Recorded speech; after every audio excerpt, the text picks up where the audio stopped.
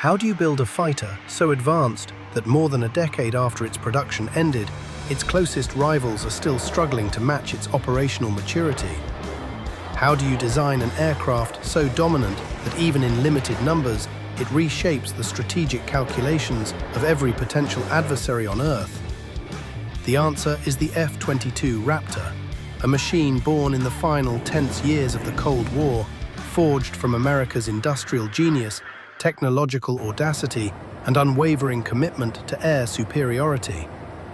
In any conflict, the side that controls the skies controls the battlefield below, and the United States understood this truth better than anyone. Air dominance is not a luxury, it is the shield that protects soldiers on the ground, sailors at sea, and citizens at home. And it was this understanding that drove the creation of an aircraft that would not merely compete with enemy fighters, but render them obsolete before they even knew it was there.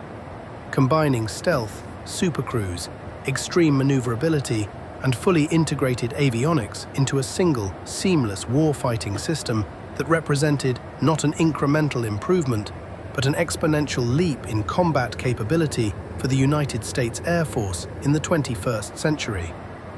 In the early 1980s, as the Cold War intensified and intelligence reports revealed the development of highly maneuverable Soviet fighters such as the MiG-29 and Su-27, alongside new airborne early warning platforms and increasingly lethal surface-to-air missile systems, American planners recognized that the trusted F-15 Eagle and F-16 Fighting Falcon, though formidable, might one day face threats capable of challenging US air superiority. In 1981, the Air Force launched the Advanced Tactical Fighter Program with requirements so ambitious they bordered on impossible, demanding a gross weight around 50,000 pounds, a combat radius of 800 miles, sustained supercruise above Mach 1.4 without afterburner, operations from relatively short runways, drastically reduced radar cross-section, especially from the front aspect, and a level of reliability and maintainability that would double that of existing fighters while cutting support requirements in half, all while integrating cutting-edge composite materials, lightweight alloys, fly-by-wire flight controls, and engines powerful enough to redefine performance expectations. Because America was not interested in parity, but in dominance, 7 aerospace giants stepped forward: Boeing, General Dynamics, Grumman, Lockheed, Northrop, McDonnell Douglas, and Rockwell. Yet the magnitude of the technological leap required soon led to team formations, with Lockheed, Boeing, and General Dynamics developing the YF-22 prototype, while Northrop and McDonnell Douglas pursued the YF-23. And what followed was one of the most creative and intense design periods in aviation history, as engineers wrestled with weight overruns, cost pressures, and aerodynamic compromises,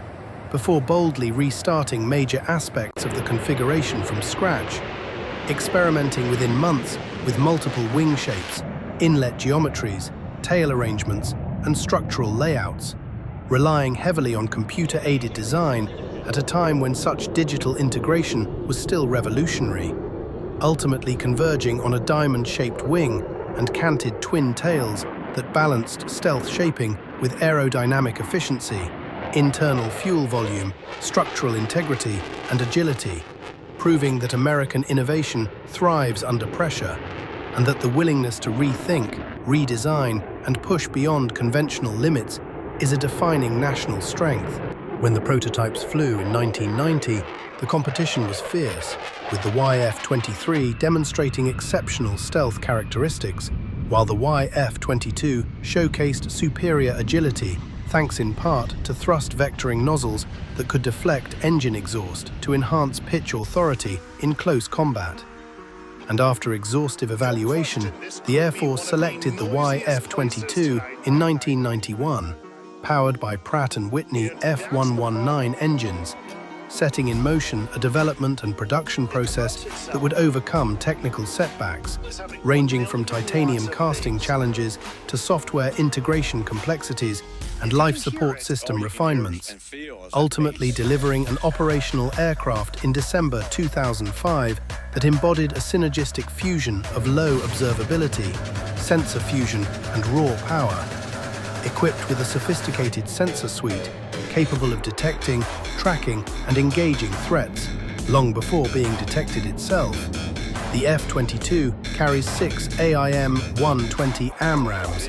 and 2 AIM-9 Sidewinders in its air-to-air configuration,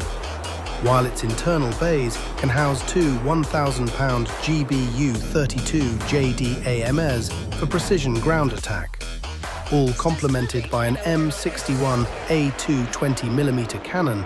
and its integrated avionics merge radar, electronic support measures, and other inputs into a single coherent picture that dramatically enhances pilot situational awareness, giving the American warfighter what is often called the first look, first shot, first kill advantage. Powered by 2 F119 engines, each producing thrust in the 35,000-pound class with afterburner, the Raptor can exceed Mach 2, and more importantly, cruise above Mach 1.5 without afterburner in true supercruise, extending its range and responsiveness while preserving fuel. And when combined with stealth characteristics that shrink enemy missile engagement envelopes and complicate tracking, this performance creates a tactical reality in which adversaries may be engaged before they can even form an effective response. Its thrust vectoring, high thrust-to-weight ratio, and advanced flight controls allow it to outmaneuver any current or projected fighter, a fact dramatically illustrated in training exercises where a single Raptor has defeated multiple legacy fighters simultaneously, reinforcing a pilot's comparison that fighting the F-22 is like playing a soccer match against a team that is invisible.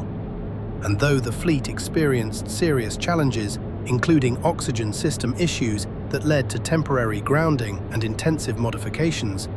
the Air Force addressed them through engineering fixes and rigorous review, demonstrating accountability and commitment to pilot safety, while preserving the unmatched combat capability of the platform. Despite initial plans for hundreds of aircraft, shifting geopolitical realities after the collapse of the Soviet Union and budgetary pressures reduced total production to 186 units before the line closed in 2011,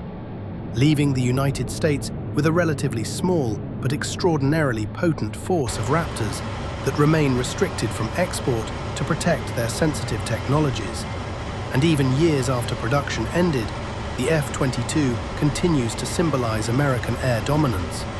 From routine patrols that deter aggression to high-altitude intercepts such as the February 2023 shootdown of a surveillance balloon at extreme altitude off the coast of South Carolina, a mission that highlighted the aircraft's ceiling above 50,000 feet and its ability to operate where few others can, underscoring that while critics may question cost or necessity, capability at the edge of performance is precisely what secures national sovereignty and reassures allies. Today, as other nations field their own fifth-generation designs, and as the United States develops the next-generation air dominance platform for the 2030s, the legacy of the F-22 endures not merely as a fighter jet, but as a testament to what happens when a free nation commits its scientific talent, industrial capacity, and strategic vision to a singular objective, ensuring that American airmen enter every battle with overwhelming advantage. The Raptor brought stealth into daylight operations, fused information into clarity, turned speed into surprise, and transformed air superiority from a goal into an assumption. And in doing so, it has carried forward a tradition that stretches from the earliest pioneers of flight to the modern guardians of the skies, reminding every American that technological excellence, relentless innovation, and the courage of those who fly these machines together form an unbreakable shield above the nation, a shield forged in determination and sustained by pride. And as long as the F-22 Raptor patrols the heavens, the message to the world remains unmistakably clear. The United States intends not just to compete in the skies, but to own them.